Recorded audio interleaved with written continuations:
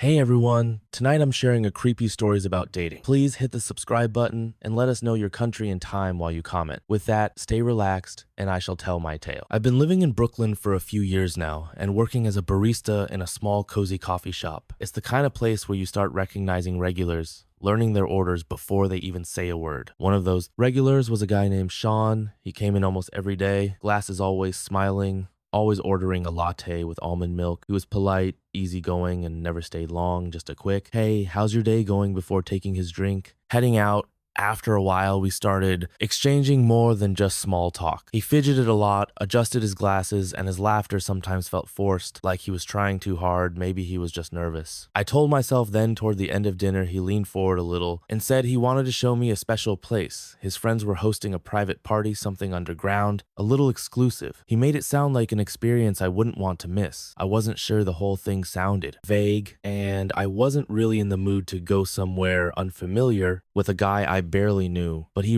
assured me said it was totally safe, just a cool hidden spot. I hesitated again, but he was so persistent, so confident that it was going to be amazing that eventually I agreed. We got into a cab, and as we drove, I started realizing we were heading away from the more familiar parts of the city. The streets got quieter, the buildings more industrial, no restaurants, no bars, just warehouses and storage units. I told myself that maybe this was just one of those secret rave type places I'd heard about, but something in my gut didn't sit right. The taxi dropped us off in front of a nondescript building. It looked abandoned from the outside, faded paint, no signs, just a heavy metal door. But when Sean knocked, someone opened it, almost immediately letting us into a dimly lit hallway, where bass-heavy music pulsed from somewhere below. People were inside, some standing around, some laughing in small groups. Exit looked normal enough, but the air was thick, almost stifling, and there was this faint chemical smell mixed with alcohol and sweat. Sean put a hand on my back, guiding me down a narrow staircase. "You're going to love this." He said I wanted to trust, that I wanted to believe I was just overthinking. But the further we went, the stronger the unease grew. As we reached the bottom of the stairs, I realized how wrong I had been to come here. The basement was larger than I expected, dimly lit, crowded with a haze of cigarette smoke hanging in the air. The music was loud, but not club loud, more like a distraction, something meant to drown out other sounds. People were scattered in groups, talking in low voices, passing drinks around. A few turned to look at me, their stares lingering a little too long. I turned to Sean, suddenly feeling the urgent need to leave. But before I could say anything, he gave me a strange smile and disappeared into the crowd. Panic flickered in my chest. I scanned the room looking for an exit. The staircase we'd come down was still there, but two men were standing near it now, watching the room like security. I took a deep breath and told myself not to overreact. Maybe Sean had just gone to get drinks. Maybe I was being paranoid. I edged my way toward the stairs, moving slowly so I wouldn't attract attention. But just as I was about to reach them, someone stepped in front of me, a man, tall, broad-shouldered, with a blank expression. "Where you going?" He asked, his voice low. I forced a small smile, just looking for my friend. He glanced over my shoulder, then back at me. "Sean," I nodded. His lips curled into something that wasn't quite a smile. He left my stomach dropped. "What do you mean?" He left. The man didn't answer. Instead, he gestured with his head toward a hallway at the back of the room. "Come with me." Every instinct screamed at me to run, but where the men by the stairs were still there, and I had no idea what was waiting outside that door. My hands were shaking as I followed him. The hallway was narrow and cold, the walls lined with peeling paint. A single flickering bulb cast long shadows as I walked. The man stopped at a door and pushed it open, revealing a small, windowless room with a metal chair in the center. "Sit." He said. I didn't move. He sighed, then took a step toward me. "Sit down." I did. A second man entered, closing the door behind him. He was thinner, with sharp eyes that scanned me like I was a piece of merchandise. "Do you know what's happening here?" he asked. I shook my head. He crouched in front of me, resting his elbows on his knees. "Your friend sold you out." The words hit like a punch to the stomach. He pulled out my phone from his pocket and dangled it in front of me. "Your family will be getting a message soon. If they want you back, they'll have to pay." I couldn't breathe. My mind was racing, trying to process what was happening. Sean had planned this. He had brought me here knowing what would happen. "You stay quiet." The man continued. Do what we say, and this will be easy. I wanted to scream to fight, but my body was frozen. The door behind me clicked shut, then everything went black. When I came to, I was lying on a thin mattress. In a different room, the air was stale heavy with the scent of damp concrete. My head was pounding my limbs. Sluggish, my throat felt raw like I had been screaming. I didn't know how much time had passed. There were no windows. No way to tell if it was day or night. The only sounds were muffled. Voices from outside the door. I tried to sit up, but the room tilted. My body wasn't my own. My veins felt thick, slow, like something foreign was running through them. Drugs. The realization made me want to vomit. The door creaked open, and the thin man from before stepped inside. He crouched next to me, his head tilting. You're going to be here for a while, he said casually. Might as well relax. I wanted to fight, to scream, to claw my way out. But my body wouldn't respond. The days blurred together after that. Sometimes I was awake, sometimes I wasn't. Faces came and went. The thin man, the broad-shouldered man, others I didn't recognize. Remembered hands. Too many of them laughter.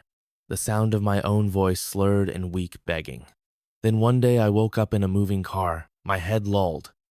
To the side, my vision swimming. As I tried to focus, the city lights blurred past the window.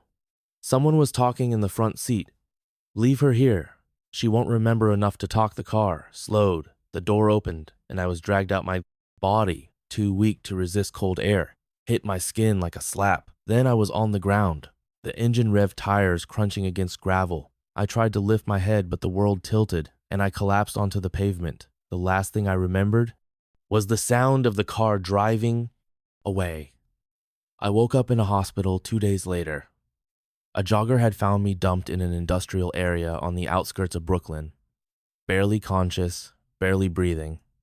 They thought I had overdosed, just another addict who had taken too much, but the talk screen told a different story, synthetic drugs, the kind used to keep victims compliant. The police came, asked questions. I told them what I could, but my memories were like shattered glass pieces, missing edges blurred. They tried tracking Sean, but his trail was cold. The people who had taken me had vanished. No cameras, no witnesses, just another girl. Swallowed up by the city. I didn't leave my apartment for months after that. Every time I stepped outside, my skin crawled with the feeling of being watched. Every shadow felt like a threat. I used to think bad things only happened to people who made bad choices. That as long as you were careful, as long as you trusted your instincts, you'd be safe. I was wrong, because sometimes the real monsters don't look like monsters at all. They smile at you over a coffee cup. They ask about your day, and then one night they take everything I study, veterinary medicine, and work part-time at a small animal clinic. The nights there are quiet, with only the occasional emergency most evenings. After my shift, I take long drives on the empty country roads to clear my head from lectures and exams. One evening, while scrolling through a local forum, I came across a post from a girl named Ashley. She also liked late-night drives and had even posted a playlist of road trip songs. We started chatting about music, road trips, and the best gas stations for coffee. She seemed fun, easy to talk to, full of energy. She looked just like her pictures, blonde, a little shorter than I expected, wearing a hoodie and ripped jeans. She smiled when she saw me, waved, and walked over. Hey, she said, hope you like sour candy, 'cause I got a ton. We stocked up on snacks, got drinks, and hit the road. At first, everything felt easy and normal. We talked about our favorite road trip songs, laughed about bad first dates, and debated the best late-night food spots. She was fun, witty, talkative, the kind of person who kept a conversation going without awkward pauses. But after a while, I noticed something strange. She kept glancing at the rearview mirror at first. I thought she was just looking at the scenery or checking her phone reflection, but then I caught the way her expression changed, tense, focused. You okay? I asked. She hesitated, then nodded quickly. Yeah, just habit, I guess. I don't like driving alone at night. Always feels like someone's following me. I chuckled. Well, you're not alone now. She smiled but didn't seem reassured. A few minutes later, she checked the mirror again. This time I looked too. A pair of headlights followed us at a distance. She shifted in her seat. This keeps happening. I swear, every time I drive at night, there's always someone behind me for way too long. Maybe they're just headed the same way I said, trying to be logical. She didn't look convinced. Yeah, maybe I checked the mirror again. The car hadn't changed. Position. It didn't flash its lights. Didn't try to overtake us, just a steady presence in the dark. I tightened my grip on the wheel. Let's see if they're really following us. I signaled right and took the next exit leading onto a smaller, quieter road. The car behind did the same. Ashley's fingers drummed anxiously on her knee. Take the next turn, see if they follow. I did a sharp right onto an even smaller road, barely wide enough for 2 cars to pass each. The headlights followed. No hesitation, I muttered. Ashley shifted in her seat.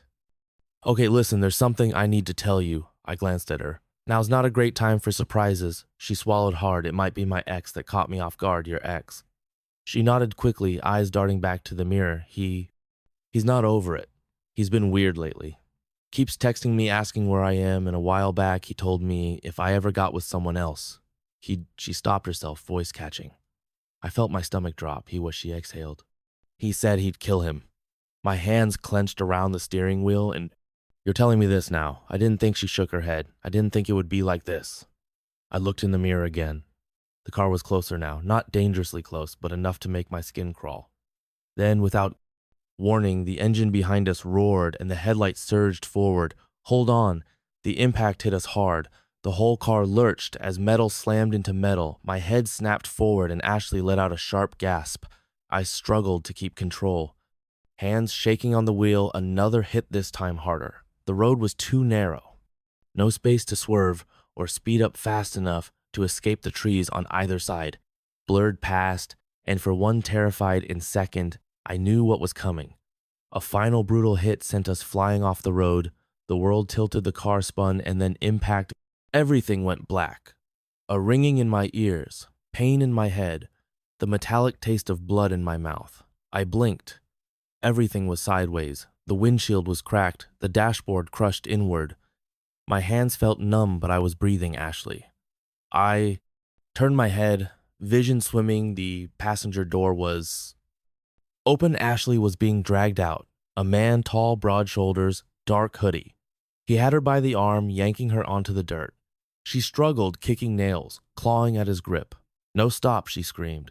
I fumbled with the seatbelt. My hands weren't working right. My brain was foggy. I tried to push the door open, but it was jammed from the crash outside. He was shouting at her. His voice was low. Furious, you really thought I wouldn't find you, Ashley sobbed, struggling harder. Let me go. I couldn't sit there. I threw my weight against the door once, twice.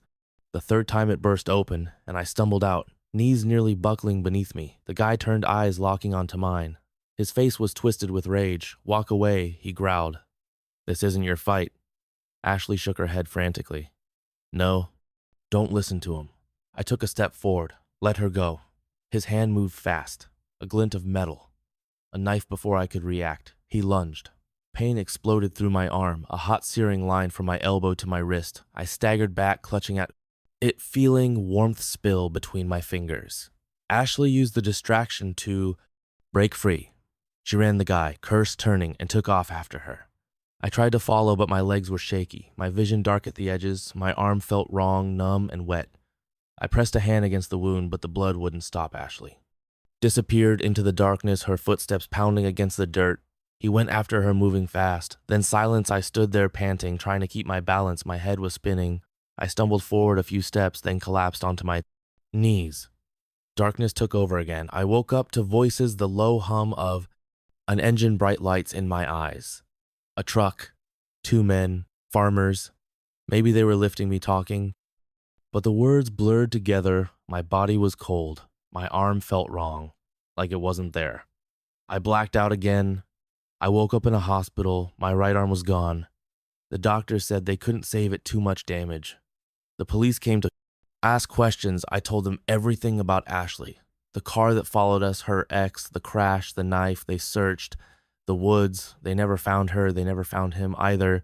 Some nights I still hear it, the sound of tires behind me, steady, never passing, never falling back.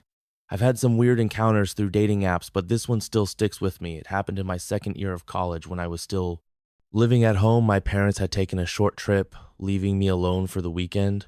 I spent most of the day by myself trying to focus on schoolwork, but by evening I was bored and restless. I put on the television for background noise and started scrolling through Tinder, just looking for someone to talk to. It didn't take long before I matched with a girl named Lisa. She wasn't the most stunning person I'd ever seen, but I wasn't exactly a model myself. I sent her a message asking a few casual questions. She replied almost instantly, but her responses were really short. At first I thought she wasn't interested, but then out of nowhere she asked if she could come over. It felt odd, too fast, too sudden. We barely knew anything about each other, but I was alone, a little desperate for company. And the idea of meeting someone that night felt exciting without thinking much. I sent her my address. About 30 minutes later, I saw a car pull into my driveway. I was waiting by the front door as Lisa stepped out and walked toward me. The moment she stepped inside, I felt off. Having a complete stranger in my house already made me uneasy. But there was something else about her. Lisa was awkward and quiet, avoiding eye contact. Maybe she was just as nervous as I was, but the whole vibe felt weird. We went to the living room, and I turned on the television to break the silence for a while. We just sat there staring at the screen. I tried to make conversation, but she barely responded.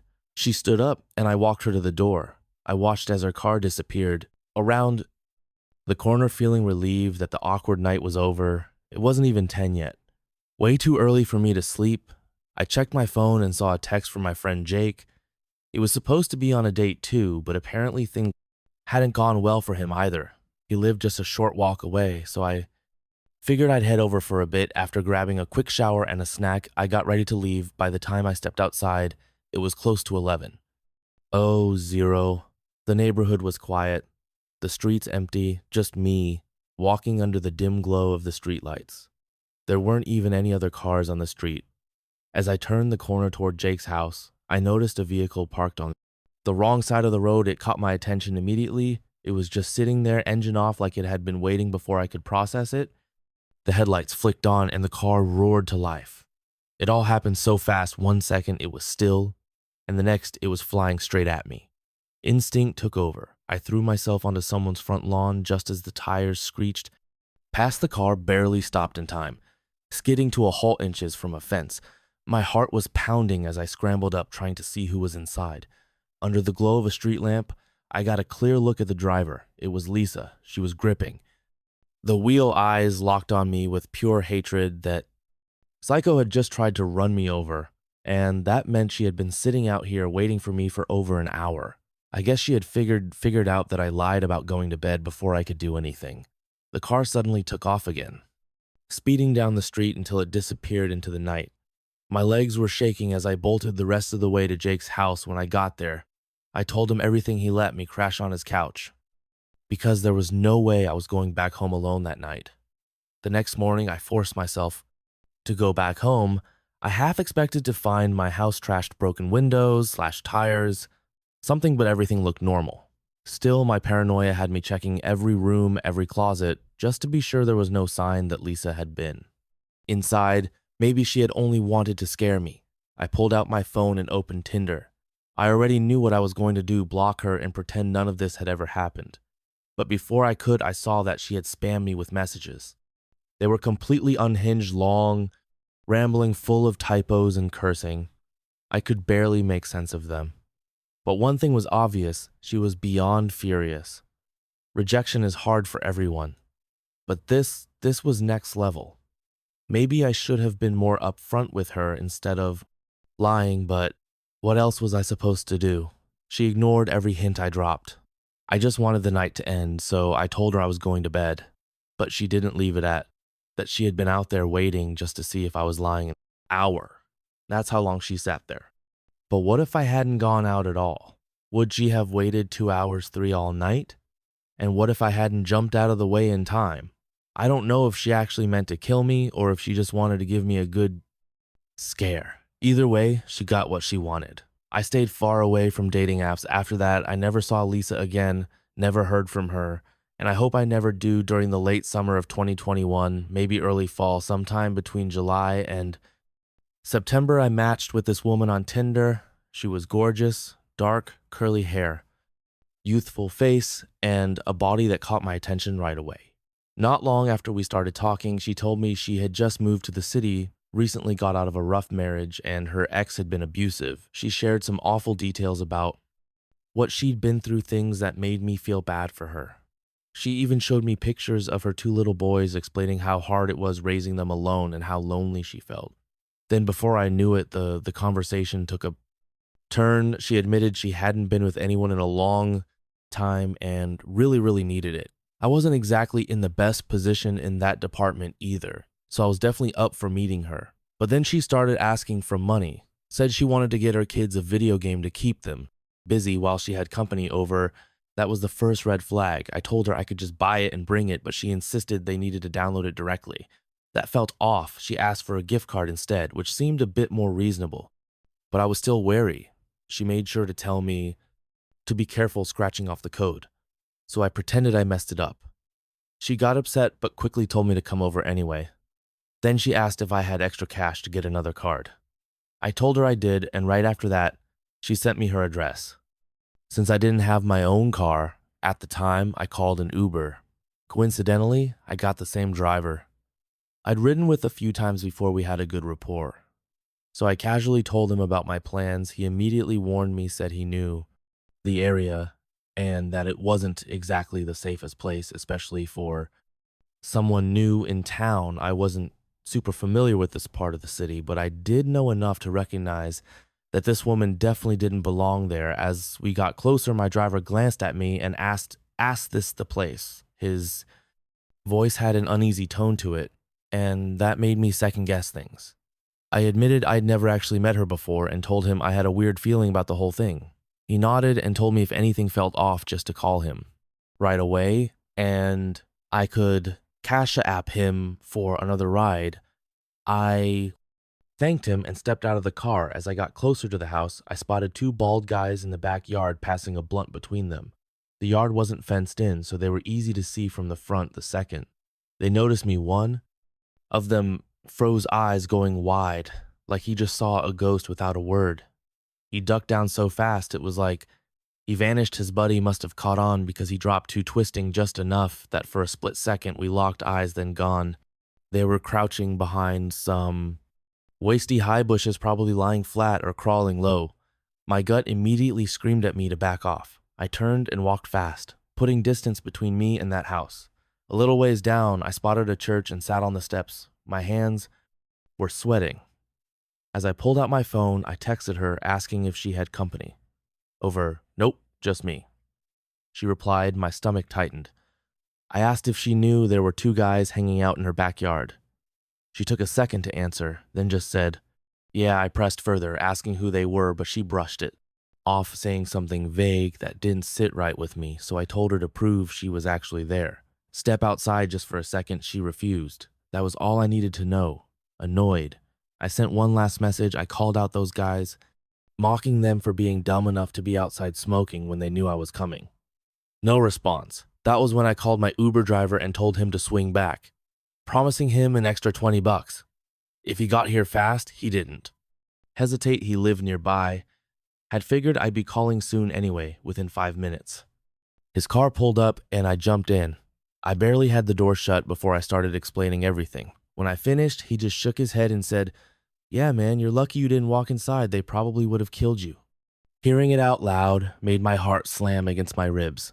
I knew deep down that I had ignored every warning sign just for a chance to hook up. It reminded me of my buddy back in Jersey. He once went to meet some girl from New York despite me telling him it felt sketchy. He got a gun shoved in his face and lost his $500 watch. I didn't listen to my own advice, and it nearly cost me my life. To any guy out there so desperate to get laid that they'd overlook every red flag, hell, even a skull and crossbones warning. Do yourself a favor, take a trip to Vegas or something. Just don't walk blindly into a trap like I almost did. It's not worth it. I'm in my second year of university. I've always enjoyed meeting people from different countries, learning. about their cultures, their traditions, their lives back home. That's probably why I was drawn to events where international students gather just to hear their stories. That's how I met Matthias. He was from South America here on a student visa, and he was charismatic from the start. He spoke about his country with a kind of nostalgic warmth, describing the food, the music, the people. He said he loved it in the US, but always felt a little out of place, that he wanted to stay, but wasn't sure how. He made me laugh with stories about how everything here seems so big. Him portions roads, even the coffee. Cups, it was easy to talk to him. And soon we started hanging out more, grabbing coffee. Meeting up between classes. Over time, it felt like something was growing between us. He was attentive, always asking about my day, bringing up little details from our past conversations that I barely even remembered, mentioning he wasn't overly flirty, not at first, but he had this way of looking at me that made me feel like I was the only person in the room I liked, that after a few months, we were spending most of our free time together. We weren't officially dating, but it felt like we were headed in that direction. He was always kind, always thoughtful, and never pushed for more than I was comfortable with. If anything, I was the one wondering where we stood. I was starting to really care about him. One evening, we were sitting in his tiny off-campus apartment sharing a pizza when he sighed and leaned back. I have to tell you something. He said. His voice was quieter than usual. His visa was expiring soon. He told me he had been looking for options, trying to figure out a way to stay legally. He had considered switching to a work visa, but it was complicated and expensive. His professors had no connections to help him. If nothing changed, he'd have to go back home within the next few months, but he wasn't. I know it sounds crazy, he continued, seeing my hesitation, but people do this all the time. It's not even illegal if we're together, right? It's just helping me stay. I didn't answer right away. I wasn't sure what to say. A marriage, even just on paper, was still a huge commitment. I barely knew what I wanted to do with my own life, let alone be responsible for someone else's legal status for the first time since I had met him. He looked genuinely frustrated. There's not a lot of time left, he said. I need to know. Soon, I promised I would let him know. The next few days were filled with an uneasy silence. He didn't bring it up again, but I could feel it hanging between us every time we talked. There was something different in his voice, like he was trying not to pressure me, but at the same time, he was waiting for an answer. When I finally told him I couldn't do it, his face changed. It wasn't anger exactly, but something close. The next time we met, Matthias was back to his usual self-smiling, cracking jokes, acting like nothing had happened. I felt relieved. Maybe he had accepted my decision and we could move on. I wanted to believe that. Then the next night I got a message from him. It was just a link, no text, no explanation. I hesitated before clicking it. When the page loaded, my stomach dropped. It was a private folder locked behind a password. But the preview images were enough photos and videos of me, intimate moments. Things I had no idea were ever recorded. Some were from nights I barely even remembered, moments. When I thought we were alone, safe, I felt sick. Before I could process it, another message came through. If you don't help me, I'll post them. I stared at my screen, my hands shaking. I wanted to believe this was a joke, that this wasn't real. But the pit in my stomach told me otherwise. I called him. He picked up immediately, like he'd been waiting. What the hell is this? My voice was unsteady. You left me no choice, he said calmly, like we were discussing something completely normal. You think I'm going to let you ruin my life over some more moral dilemma? I could barely breathe. You fill me without my knowledge. I did what I had to do. His voice was flat, emotionless. Now you have a choice. Either we get married or everyone sees what's in that folder. I hung up. My heart was racing. I needed help. Next morning, I went to the police. I brought my phone, showed them the messages, tried to explain what was happening for a second. I let myself believe it was over. Maybe I had scared him off by going to the police. Maybe he had changed his mind. Then on the third day, I came home from class. The moment I reached my apartment door, I knew something was wrong. Two men I had never seen before were waiting outside. They weren't students. They didn't look like delivery guys or maintenance workers. One was leaning against the wall, arms crossed, while the other stood in front of my door, like he belonged there. I stopped mid-step. The other one stepped in close, blocking my way. Where do you think you're going? My pulse was hammering. I tried to pull away, but his grip tightened. "We just want to have a conversation," he said about Matthias. I barely had time to react before I felt a sharp pain explode across my face. I didn't even see the hit coming. I staggered back, but they didn't let go. Another blow landed, this time in my stomach. My knees buckled. I felt hands on me, dragging me, pushing me against the wall. My vision blurred. I could taste blood. Good. No trace of him anywhere. It was like he had never existed. I went back to the police, but without a direct connection to him, there wasn't much they could do. They took a report, asked if I had any proof. It was related to Matthias. I told them about the threats, the messages, the photos, but without a posted video, it was still considered a personal dispute that was months ago. I don't know if the videos are still out there, if he ever shared them with someone. Sometimes I convince myself it's over, that he's gone for good. Other times I feel like I'm just waiting for the next message, the next shadow in my doorway. I keep my curtains closed. Now I double check my locks. I don't go anywhere alone at night, but no matter what I do, I can't shake the feeling that this isn't over, that one day he'll come back. I want to tell you about this weird date I had a while back. I've always been kind of wary about online and dating, but after hearing a bunch of my friends talk about their great experiences, I figured, why not? So I downloaded an app and started scrolling through profiles, trying to find someone who seemed interesting. After chatting with a few people, I ended up talking to this guy named Jake. Jake seemed normal. He had a decent job, liked some of the same things I did, just a regular guy looking to meet someone. When Jake arrived, I recognized him immediately from his pictures. He was of average height, dressed well, and had an easy smile that made me feel a little more comfortable at first. Everything felt normal. We said hello, ordered our drinks, and found a quiet corner to sit in the conversation. Started off smoothly. We talked about work, hobbies, and our favorite spots around the city. He seemed genuinely interested in my job, asking thoughtful questions that made it feel like he was really listening. As we sipped our coffee, I felt myself relax, thinking this might actually turn into something nice. But if that were the case, I wouldn't be telling the story right somewhere along the way things took. A turn, Jake's tone changed when he started talking about his future at first. It was the usual stuff, wanting to travel, maybe buying a house. But then he got oddly specific, way too detailed for a first date. He wasn't just sharing his dreams, he was setting expectations. It felt like he was placing me into a role I hadn't agreed to play. I tried to shift the conversation back to lighter topics, asking again about his hobbies and interests, hoping to bring back the easygoing vibe from earlier. But Jake wasn't interested in that anymore. Instead, he started talking about his past relationships, and the way he did it made my skin crawl. He spoke with this weird detachment, listing reasons why things hadn't worked out, like he was analyzing a failed experiment. The background noise faded, and all I could hear was Jake's voice going on and on about his plans, his expectations. A sick feeling twisted in my stomach. I had never been in a situation like this before, where someone spoke about their life as if it was set in stone, as if I was just another piece of the puzzle he was assembling. And the worst part, he didn't even seem to notice how uncomfortable I was. He just kept talking, his tone unwavering, like I wasn't shrinking further into my seat with each word I needed. And out fast, my mind raced through possible excuses.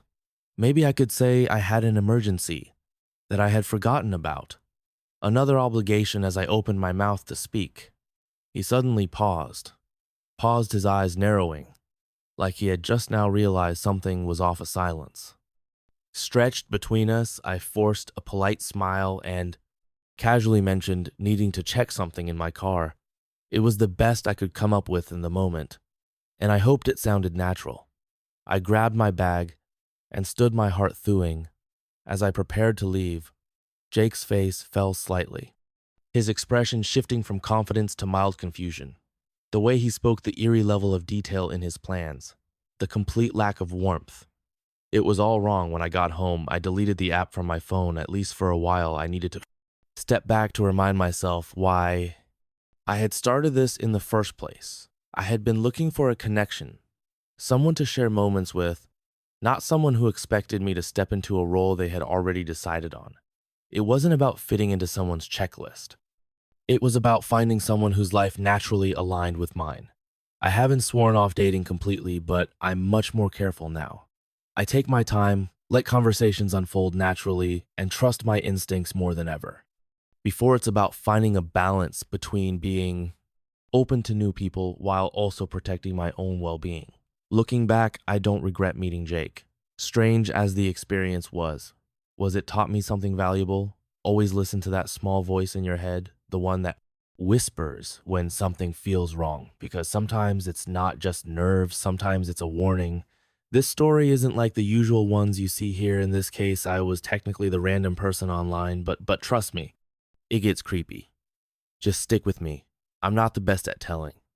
Stories, a little background. When this happened, I was 16 and had a habit of messing with people on the internet. It wasn't anything serious, just stupid pranks, nothing mean-spirited. But looking back, I realize now how something harmless can turn into something terrifying. I'm sharing this as a warning because what started as a joke ended up being way more than we expected. This all happened in a rough part of Louisiana where crime was just a normal part of life now. On to what actually went down. This was in 2016 most nights. I was at my boyfriend's place. He's now my husband. I was 16, and his brother was 20. We stayed up late doing dumb stuff, usually ending up at Denny's at 3 a.m., laughing way too loud and probably annoying everyone around us. That night, we had spent hours watching wild clips from Catfish on MTV. At some point, we thought, wouldn't it be hilarious to actually catfish someone? I know it's messed up, but at the time, we thought it would just be a harmless prank. We weren't thinking about how it could actually mess with someone. So we made a fake profile on a dating app using some random Tumblr girls' pictures. We swiped right on everyone just to see who would fall for it. It didn't take long before an older guy, maybe in his mid-40s, matched with us. My brother-in-law was the one handling the messages. The guy was way too eager within minutes. He was practically begging to meet up. That's when we got the dumb idea to actually set up a meeting just to watch him show up confused and looking for someone who didn't exist. We picked a Walgreens nearby and told him to meet us there at 10 p.m. When the time came, we all jumped in. The car drove over and parked. We sat by the side of the building near the red box machine, waiting. A few minutes later, the guy texted saying he was almost there. We figured we'd just sit tight and see what happened. Then the message came, "I'm here." We told him we were inside near the makeup aisle. From where we were sitting, we could see straight into the store. We watched as he walked in, looking around, scanning the aisles for a girl that wasn't real. A minute passed, then another, then our phone buzzed again. "I can't find you. Are you sure? You're at the right Walgreens?" "Yeah, of course I go here all the time, silly," I replied, trying to make it sound flirty. But we were barely holding in our laughter. We were really leaning into the clueless ditzy girl act. "I was in the bathroom for a sec. Maybe that's why you missed me. I'm by the vitamins now. Where are you?" We watched our phones waiting for his response, but curiosity got the better of us. We decided to go inside and casually browse the shelves while sneaking glances at him. If you've ever been inside a Walgreens, you probably know they have those slanted security mirrors up by the ceiling, the kind that let you see across multiple aisles. We spotted him pacing up and down, moving quickly, his head snapping from side to side. His posture was stiff, and he was jabbing at his phone screen aggressively. He looked pissed, feeling like we were pushing our luck. We hurried back outside and sat down near the red box again, trying to keep our laughter in check. Seconds later, another message popped up. "Is this some kind of joke? I've checked every aisle in this damn store. You're not here, of course, as immature teenagers." We thought this was hilarious. We couldn't stop grinning as we typed back, "Huh, what do you mean? I'm literally standing in the candy aisle." His response came almost immediately. "You think I'm stupid?" And then before we could react, he stormed out of the store. He was muttering something under his breath. His lips were moving fast, but we couldn't make out what he was saying. His face, though, absolutely furious. He stomped across the parking lot, climbed into his car, and pulled out fast, rolling up to the traffic light at the edge of the lot. That's when we lost it. We burst out laughing, thinking we had just pulled off the funniest prank ever. But then mid-laugh, I noticed something. The guy's window was cracked open, and he was looking right at me. His eyes locked onto mine, and my stomach dropped. The light changed, but instead of driving off, he turned his car, sharply making a U-turn. He was coming back. Panic kicked in instantly. We scrambled to our feet and ran behind the building, cutting through the narrow alley that led to the back streets. My heart was pounding so hard I could hear it in my ears. We didn't stop running until we were sure we were out of sight. By the time we made it to the car, I checked my phone and saw a new message. Waiting for me. You were the kids outside, weren't you then? Another? You think this is funny? We didn't stick around to see what would happen next. We sped off, taking side streets, making random turns. Just in case he had somehow spotted us when we finally got back home, we deleted the fake account immediately. Looking back, I know what we did was really stupid. I feel terrible for the random girl whose photos we used. And yeah, I feel bad for wasting that guy's time. But at the same time, something about his reaction, his rage, the way he came right back, it makes me think we might have messed with the wrong person. This wasn't just some dude looking for a date. If he had caught us, I don't think he would have just yelled at us. We were lucky. The area we lived in wasn't safe. People got shot here all the time. If we had picked the wrong guy, things could have ended way worse. So yeah, don't be an idiot. Like we were, stay safe. My name is Nick and I work at a tech startup in Houston recently. A new coworker joined our team, Shelly. She was friendly, easy to talk to, and had this calm, warm energy that made conversations with her effortless. We had lunch together a few times. Nothing serious, just casual chats about work, movies, and random things. I got the sense that we clicked one evening as we were wrapping up at the office. She casually invited me over to her place for tea. I didn't think twice before saying yes. The idea of spending time with her outside of work sounded nice. Maybe even the start of something more. It wasn't a formal date, but I figured it could turn into one. I imagined a relaxed evening, just the two of us getting to know each other better in a quieter setting. Her house was in a quiet suburban neighborhood outside Houston. A cozy one-story place with a well-kept lawn and a small porch. The kind of house that made you think of home-cooked meals and peaceful nights. She greeted me at the door with a smile, dressed casually in jeans and a sweater, her hair tied back the inside of her house, matched the feeling I had from outside warm, lighting a subtle vanilla scent in the air, and soft instrumental music playing in the background. She led me to the kitchen, where she had a collection of ceramic teapots lined up on a shelf. She laughed, saying she had a weird obsession with them, collecting different styles from flea markets and thrift shops. She picked one, a deep blue pot with a delicate floral design, and set about making the tea. While I took in the surroundings, there were family pictures on the fridge. Shelley with an older couple, probably her parents, and a few photos with friends at what looked like road trips or parties. Everything about the place felt comfortable, personal. We moved to the living room, sipping tea and talking about movies, music, and random things. She had good taste, classic films, old school rock, and AIG, bit of jazz. It was easy conversation, the kind that made time slip away. But then casually she mentioned something that shifted the mood. I actually just got out of a relationship. She said, stirring her tea, it ended a few months ago, but he's not taking it well. I looked at her, waiting for her to elaborate. He won't let it go, she continued. He keeps showing up outside my work, my house, just sitting in his car. He hasn't done anything yet, but it's getting weird. I felt a twinge of unease. Have you told anyone, like the police? She exhaled, shaking her head. What can I say that my ex is sitting in a car outside my house? He's not trespassing. He's not threatening me. He's just there. There was something in her voice. Not quite fear, but frustration. Like she had been dealing with this for a while and wasn't sure what to do. I glanced at the window. It was dark outside, and for the first time I became aware of how quiet the street was. My stomach tightened a little. Maybe you should at least tell someone at work, I suggested, just so people know. She nodded but didn't seem convinced. It's fine, she said. Waving a hand, I just tried to ignore it. She grabbed a small remote and turned on some music, bumping up the volume a little. Let's talk about something else, she said with a smile, changing the subject. I nodded, but I couldn't shake the feeling that something wasn't right. A few minutes later, there was a knock at the door. Shell's smile faded. She put her teacup down slowly, her eyes flicking toward the door. "That must be my food to live by," she said, but there was hesitation in her voice. I watched as she walked to the door and peeked through the peephole. Her body tensed, she didn't move for a second. Then she took a slow step back. "It's him," she whispered.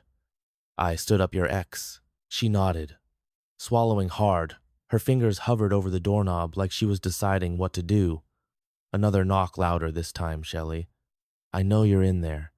A man's voice called from the other side, calm, but forced open the door. She shook her head, whispering, "No, no, no." I took a step closer. "Should I call someone?" She grabbed my wrist. "Just stay quiet. Maybe he'll leave." But the knocking turned to pounding. The whole door rattled. "Who's in there with you, Shelley?" His tone sharpened. "I see a car outside. Who's... Is it..." She squeezed my wrist tighter. "Just go away, David." She called, trying to sound firm, but her voice shook silence. Then suddenly the doorknob jerked violently. He was trying to open it. That was it. I pulled out my phone and started dialing 911 before I could press call. There was a loud crash. The window near the door shattered, and a hand reached through, fumbling for the lock. Shelley screamed. I dropped my phone and lunged forward, slamming my weight against the door just as he tried to shove it open. Then he was inside. David was taller than me, broad-shouldered with wild eyes and a clenched jaw. He didn't hesitate the second he saw me. He charged, shoving me so hard. I stumbled back and hit the coffee table. "You think you can take her from me?" He snarled. "David, stop." Shelley yelled, grabbing at his arm. He shoved her aside like she was nothing. She hit the floor with a cry. I scrambled to my feet, barely dodging his next punch. I wasn't a fighter, but adrenaline kicked in and I swung back, catching him in the jaw. It barely fazed him.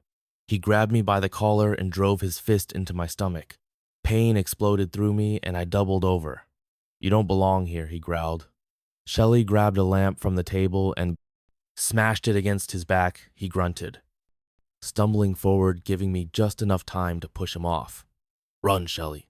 I gasped. She made it 2 steps before he grabbed her by the wrist and yanked her back. She screamed, struggling against his grip. Then I saw it, the glint of metal in his other hand, a pipe. Maybe from his car. I barely had time to react before he swung it. White-hot pain shot through my skull. The room tilted, my knees gave out. I hit the floor through the haze. I heard Shelley screaming, furniture crashing, a struggle, but my body wouldn't move. My vision blurred. Darkness creeping in at the edges. The last thing I saw was Shelley, clawing at him, trying to reach my phone. Then everything went black. I woke up to the sound of sirens, flashing red and blue lights, voices, the distant hum of a radio. I was in an ambulance. My head pounded, every muscle in my body aching. Someone was talking to me, but the words didn't make sense. Then I remembered Shelley. I tried to sit up, but a firm hand pushed me back down. "Easy, man, you took a bad hit." A paramedic. I forced the words out. "Where's Shelley?" The paramedic hesitated. That pause told me everything. "Where is she?" My voice cracked. He exhaled. "She didn't make it." The words hit me harder than the pipe. David had been arrested. The police found him trying to flee the scene, covered in blood. Hers, mine. They told me Shelley had fought. She had fought hard. But by the time help arrived, it was too late. I recovered physically, mostly. My memory isn't the same. Some things are foggy. I still get headaches, but none of that matters. I think about that night all the time, how I should have done something different, how maybe if I had been faster, stronger, she'd still be here. I'm writing this now because I need to get it out, and maybe someone else will read this and know when to take the warning sign seriously, because sometimes the worst monsters aren't strangers. They're the ones who refuse to let go. In 2019, I was 25 years old when I got a random friend request from a guy. I'll call him Jake. He seemed normal at first, and after a few conversations, he asked me out. I figured, why not? The first 2 dates were decent. Nothing too special, but nothing bad either. We planned a 3rd date, but that's when things took a weird turn. I showed up at the agreed spot, waited for almost 2 hours, and he never showed then. Just like that, he completely disappeared from my life for almost 3 months. Out of nowhere, he unblocked me on every platform and acted like nothing had happened. He kept saying he missed me and wanted to try again. I wasn't sure, but I gave him another chance, something I would soon regret. It didn't take long to find out he was sneaking around with other women behind my back. That was it for me. I told him he could have them and blocked him again. I thought that would be the end of it, but that's when the real nightmare started for 5 months. Nothing happened then. By December 2020, my phone would stop going off. Jake was calling me over 100 times a day, messaging me constantly, even through different numbers. He left voicemails, sent DMS, and even started reaching out to people I knew. It got worse. By early 2021, I realized he had been following me to work, showing up outside my office building, and even calling my boss repeatedly. My boyfriend started getting messages too. It got so intense that my company's HR and security team had to step in. They advised me to get legal help because they were preparing to take him to court for harassment. I followed their advice and got a lawyer. I gathered every message, every call log, and security footage from my workplace. And then, as if the universe had enough of him, in March, Jake was arrested for having meth and cocaine in his car. For a while, things went quiet, and I hoped that was the end. But no, he showed up again, this time in court, facing charges for everything he had done to me. Then came the best news I could have asked for. Between the drug charges and the harassment case, he was sentenced to 20 years in prison, 15 for possession, and 5 for stalking me. It felt like a weight was lifted off my shoulders. Jake, I hope you enjoy every second of your sentence. You're never coming near me, my family, or my friends again. And just one last piece of advice: don't drop the soap. I was 25 and had been single for a year. Then out of nowhere, Josh messaged me, my first love. The guy I hadn't seen in years. We caught up in chat, reminiscing, and eventually he suggested meeting up, just two. Remember the good old days? I said yes, partly because I was curious about how he was doing, and partly because, honestly, I missed male attention. It had been a while. We decided on the ice rink back in high school. We used to go all the time. Felt like a safe, familiar place when I got there. Josh was already waiting near the entrance, hands stuffed into the pockets of his dark coat. He looked a little different, thinner, sharper, but his smile was the same for the first few minutes. It was just like old times easy. Then we ran into some of my friends, a couple of guys I knew from college, plus one of their girlfriends. I hadn't planned on meeting up with them, but they were there, and it felt natural to skate together. Josh seemed fine with it. At first we laughed, shared school memories, joked about embarrassing moments. It was all lighthearted, but after a while, I started noticing something was off with him. Anytime one of my friends made a joke that involved him, even harmless ones, his jaw tensed at first. I thought I was imagining it. Then he started throwing little jabs back. Nothing too aggressive, but enough that the energy shifted. One of the guys, Mark, teased him about a time in school when Josh had wiped out on the ice in front of everyone. Josh forced a laugh. A minute later, he made a comment about how Mark's job didn't sound like it paid. Much awkward, I tried to steer the conversation away, but it was clear Josh wasn't letting it go. He kept pushing back, like he had something to prove. The friendly banter turned sharper. The air got heavy at one point. I pulled him aside near the boards. Hey, everything okay? He nodded, but his jaw was tight. Yeah, just didn't expect a group hangout. That's all. I started to apologize, but then he forced a grin. It's fine. Let's just skate. I wanted to believe him, I really did, but when we went back, I noticed the way he was watching the others, not just watching, calculating. Mark must have sensed the tension because he tried to lighten the mood. He skated backward, grinning, and said, "All right, let's see if you still got it." Josh raced to the other side. Josh smirked, but there was something off about it. Yeah. He said, "Let's make it interesting." Mark laughed. "Dude, it's just for fun." Josh didn't respond. He just took off. Mark hesitated, then skated after him. It should have been nothing, just two guys messing around. But Josh wasn't just racing, he was cutting in close, trying to throw Mark off. He even stuck his arm out at one point, making Mark swerve. "Chill, man," Mark said, laughing nervously. Josh didn't. When they reached the end of the rink, Josh shouldered Mark, not hard enough to knock him over, but enough to make a point. "Still got it," Josh muttered. I skated over, heart sinking. Josh, seriously, what's up with you before he could answer another friend? Tyler skated up, shaking his head. Dude, you don't have to act like you're proving something. We're just here to have fun. Josh's face darkened. Yeah, you think I'm trying too hard. Tyler raised his hands. I'm just saying. Josh stepped forward. W. Ward shoving him. It wasn't a playful push. Tyler staggered back, barely keeping his balance on the ice. Mark immediately moved in. Hey, back off. And that's when it happened. Josh shoved him hard. Mark's foot caught the ice wrong, and he went down, his head smacking against the frozen surface with a sickening crack. For a second, no one moved. Then Mark groaned, rolling onto his ass side. I skated toward him, but Josh wasn't done. Don't step up to me if you can't handle it, he snapped. Tyler grabbed Josh's jacket. What the hell is wrong with you? Josh yanked free and swung at him. Tyler ducked, but now other people were watching. Skaters were slowing down, turning their heads. The air was charged heavy. I reached for Josh's arm enough. He turned to me, eyes flashing, and I barely had time to react before he shoved me. It wasn't a hard shove, not really, but I was on skates, off balance. My feet flew out from under me, and before I could stop myself, I crashed backward. The last thing I saw was the wooden boards rushing toward me. Then nothing. I woke up in a hospital bed. The room was too bright, my head was pounding, and when I tried to move, a sharp pain shot through my skull. Someone, maybe a nurse, noticed I was awake. There was movement, muffled voices, the sound of machines beeping.